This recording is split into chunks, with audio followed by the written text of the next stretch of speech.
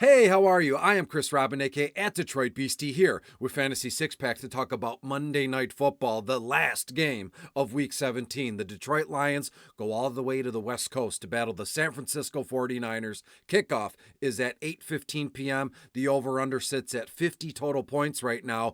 And for as much as this game, means, on paper to the fans, has very little, if at all, meaning in the current standings of the NFC playoffs. And I'll get to that. I'll explain it for you. It's very not trying to mansplain the playoff seeding to you, but it's a very simple concept. So we'll get to the website, fantasy6pack.net. Look around. Hopefully, fingers crossed, you can be in peace after tonight in terms of your seasonal teams. You won a bunch of championships, or you placed. You got some sort of cash. Just think about after you treat yourself and your friends and family, put a few bucks back into this website or any website that helped you get to where you were going, and hopefully it's the website here. The 13-2 Detroit Lions go to the West Coast to battle San Francisco. The 6-9 San Francisco 49ers. Detroit Lions could lose today. Are they going to play their starters? Absolutely. A lot of this stuff is being tossed around. Social media is such a cesspool to a certain extent, but the Detroit Lions, they're all going to be active. They're all going to play. Dan Campbell said, we're going to the West Coast to win a football game. And again, 13-2, they could lose this game, fly home, be in peace in a way, or just getting ramped up for week 18, and they would be 13-3. The Minnesota Vikings would hold the NFC North for now and the first seed overall. But this coming Sunday night football, Minnesota is playing Detroit, and if that game, whoever wins that game, will win the NFC North, because Detroit would be 13-3. They beat Minnesota, they'd be 14-3. Minnesota is 14-2. If they lose, they'd be 14-3. So the Lions and Minnesota, for a brief second, would be tied record-wise, but the Lions would have won twice. They would hold the tiebreaker. They would have swept the NFC North division this season. And so far, Detroit's success this year has been fueled by Jared Goff and his precision passing, complemented by a balanced attack. Amon-Ra has been fantastic, and their strong ground game. The Lions are look to keep going, that momentum, to just keep pile driving folks and get through the NFC North, and they're already locked in the playoffs, but there's more to come. When we look at the 49ers, as I said, 6-9, looking to bounce back after they were beat handedly, let's say 29-17 against the Miami Dolphins last week.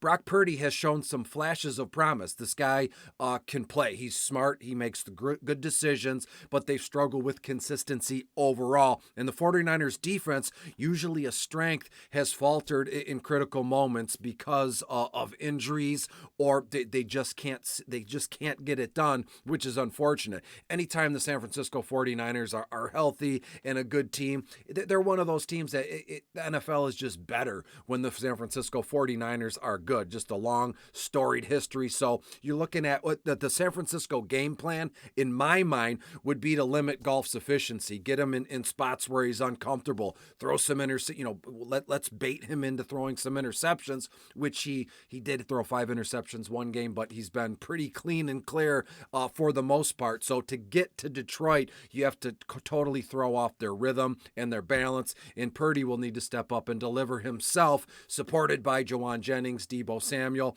and we're going to get what we're going to get. And when you look at who's starting at running back for the San Francisco 49ers, it looks to be Isaac Guerendo tonight, and we'll get there. Let's talk about the quarterbacks briefly. Jared Goff in San Francisco. Frisco, 4th overall against opposing quarterbacks, looking at 21 to 22 completions, around 250 yards. I think Goff is good for two total touchdown passes. Is that going to be as a floor? If I'm not mistaken, from the top of my head here, the Lions are averaging 31 plus points a game. So you're looking at, if you divide that up, that's at minimum 4 touchdowns. Where are they going to come from? Goff could absolutely get to 3 touchdown passes, but where is that third one going to come from? He has 33 total touchdown passes this year. He's absolutely rolling. I don't really care about the MVP talk. Is it Goff? Is it Lamar? Is it Josh Allen? Whoever it is, receivers, in my book, it should be Saquon. He's been just a stone cold stud, and the New York Giants folks have to be just besides themselves. Actually, just the GM. I've talked about this enough in the length of just these supposedly short DFS single game slate videos. On the flip side here, Brock Purdy, Detroit 21st overall against opposing quarterbacks. Purdy 22 to 23 completions. I think there's a case to be made that Purdy gets to 300 passing yards, maybe right there, that 298 to 302 passing yards. It's a smaller window. Normally, if I say 300 passing yards, anything after that is gravy. But I think we're looking at right above or below 300. He'll throw a touchdown pass, and you're looking at 4 to 5 carries for around 20 yards, and we'll go on from there. So far, though, Purdy, 17 passing touchdowns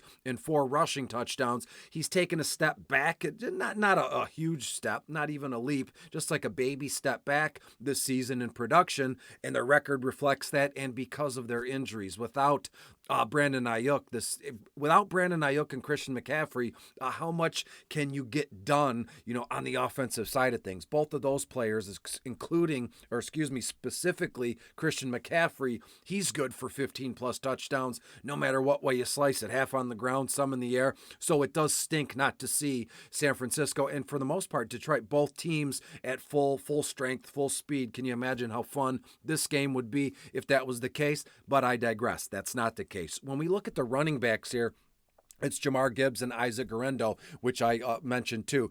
Jahmyr Gibbs getting the full complement of snaps at running back because DeMont is on the shelf right now. Should be back sometime in the playoffs, fingers crossed. But does that matter for Monday Night Football? You're looking at Gibbs, 20 to 21 carries, a touchdown on the ground, which is absolutely a lock. I mentioned Brian Robinson Jr. last night as a lock, but it was it's Chris Rodriguez Jr. I can only do so much, right? We can only do so much. Gibbs, 3 to 4 receptions for around 35 to 40 yards. I think Gibbs finds the end zone in the air as well. So you're looking at a 2-touchdown game for Jahmyr Gibbs. When we look at the rookie speedster, this guy's quick. He's elusive. It's a beautiful thing. Guerendo, 15, 16 carries, 65 to 70 yards, and around 2 to 3 catches for around 20 yards. When we get to the wide receivers in this game, maybe I should have opened the broadcast with this or save it till the end, but I'm having a tough time seeing how this thing shakes out for the San Francisco side of things for the receivers. You might as well we'll might as well bump George Kittle to the top here for pass catchers. And again, single game slate, everything's flex. I don't know why I ever decided to break it down, position by position, but hey, here we are. You're looking at Kittle, 7-8 targets, 5 to 6 catches, 70 to 75 yards. And Kittle, 33 yards shy of 1,000. I think that's a lock that he'll get 33 or more yards to go over 1,000. He's had one heck of a season, and again, I keep crossing my fingers, but he has stayed healthy all year, and when George Kittle is healthy and active and catching passes and finding the end zone, again, football is just a better sport, however you want to put it, when George Kittle is active. You're looking at Amon-Ra St. Brown, Jamo Williams, San Francisco, first overall against opposing wide receivers. But again, there's certain teams that, DVP doesn't matter, right? When you're going against, let's say, Patrick Mahomes or Josh Allen, I've mentioned that. Does DVP matter? It could be a brick wall, and you're still going to stack up, said player or team because they're just so dang good. When you look at Amon-Ra, 9-10 targets, 7 to 8 receptions, 75 yards. He'll find the end zone as well. He has 11 total this year, and it just keeps going. When you look at Jamo, 6 to 7 targets, 4 to 5 receptions, 65 to 70 yards, and a carry or two for around 10 yards. I have a feeling that Jamo will find the end zone, but in the unlikeliest of ways. Probably on the ground, some sort of carry or rush or weird trick play. It'd be strange for me to say, oh yeah, an offensive lineman, Taylor Decker's going to receive a touchdown, or Penny Sewell will receive a touchdown. I don't think Ben Johnson and the Lions need to.